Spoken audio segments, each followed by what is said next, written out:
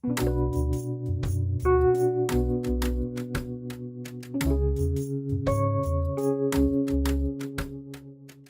everyone, and welcome back to the lineup. I hope everyone's doing well today. Today we cover all Aussie crimes. I hope you enjoy.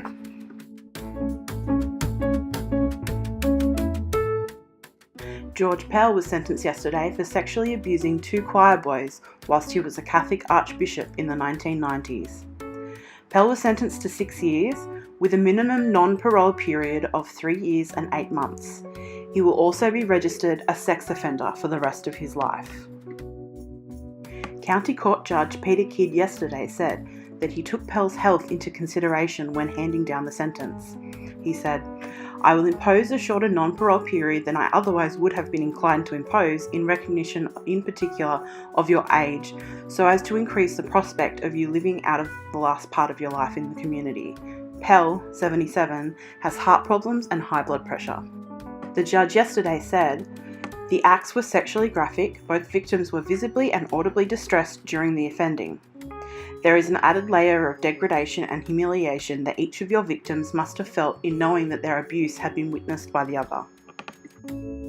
Judge Peter Kidd discussed the gravity of the crimes and the impact they had on Pell's victims.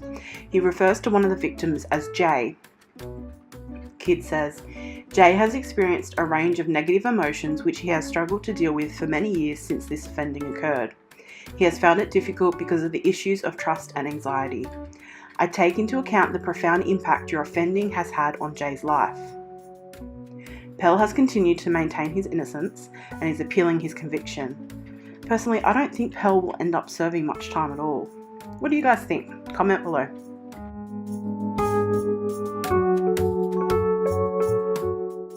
A 22-year-old woman who was accused of killing her adoptive mother with a plank of wood has been found guilty. On October 28, 2016, Simona Zafirovska murdered Gabriella Thompson, 56, at her home in the Gap, Brisbane, the prosecution claims.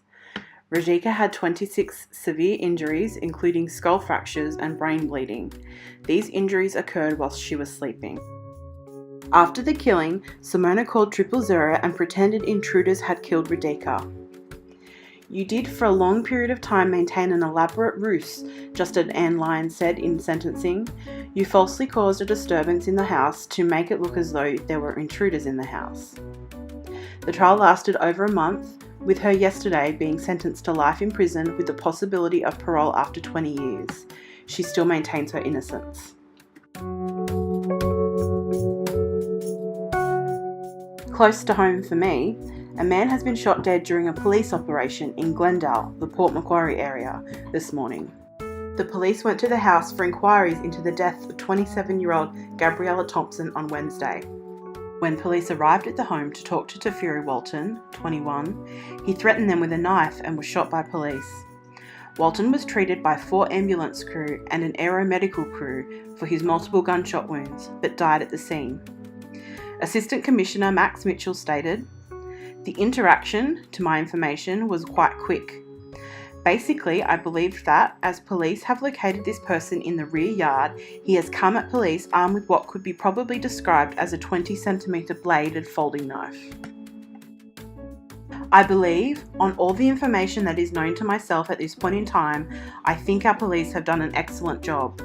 On Wednesday morning, police and ambulance were called to Stevens Avenue at the Glendale home, where they found a Gabriella Thompson with multiple stab wounds to her head, neck and chest. Neighbours in the area said that they had heard arguing all night prior to this incident. Thompson was taken to John Hunter Hospital but sadly died. Miss Thompson's neighbour said, "Just sad that a woman who is also a mother can go out like this. Domestic violence just needs to stop. I'm a bit confused about how this keeps happening. I feel so emotional about it. She was such a beautiful girl. She was so kind. She was very quiet. If you or someone you know are experiencing domestic violence, there is help out there for you. There are so many wonderful confidential services that can assist you in safely planning an exit.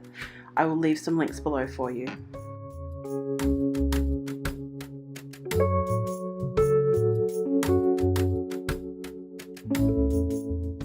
And finally, in some more positive news, it has been 16 years since Elizabeth Smart was rescued after being kidnapped and held captive for 9 months in 2002. Smart was 14 when Brian David Mitchell entered her home and took her by knife point. Mitchell forced Smart to walk into the Utah mountains near the city, where he had set up a camp with his wife, Wanda Bazi. After 9 months, a stranger saw the trio in the streets and called police, resulting in Smart's rescue and jail for both Mitchell and Bazi. Mitchell will spend the rest of his life in jail, whilst Bazi was controversially released last year. She was previously meant to be released in 2024. If you haven't read her book, My Story, or watched the narrative film, I Am Elizabeth Smart, I highly recommend them. She's an incredible woman who is using her platform now to share her story, help find missing children, and assist those recovering from kidnapping ordeals. Smart will be in Wisconsin on Friday at the Barron Hall Community Center to discuss her story and moving forward. The area is still coming to terms with the double murder and kidnapping involving 13-year-old Jayme Closs. Smart has publicly talked about how she wants to connect with Closs to help her adjust to her new life after her escape. I honestly think Elizabeth Smart is the perfect person to talk to Jayme Closs, and I hope it helps Jayme heal.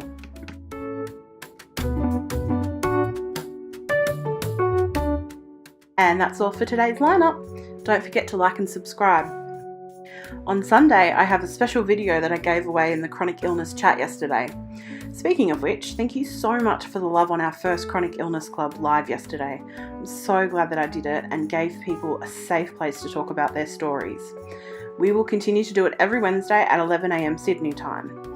I've already scheduled the next live and I've worked out how to use that feature. So pop over there and set a reminder.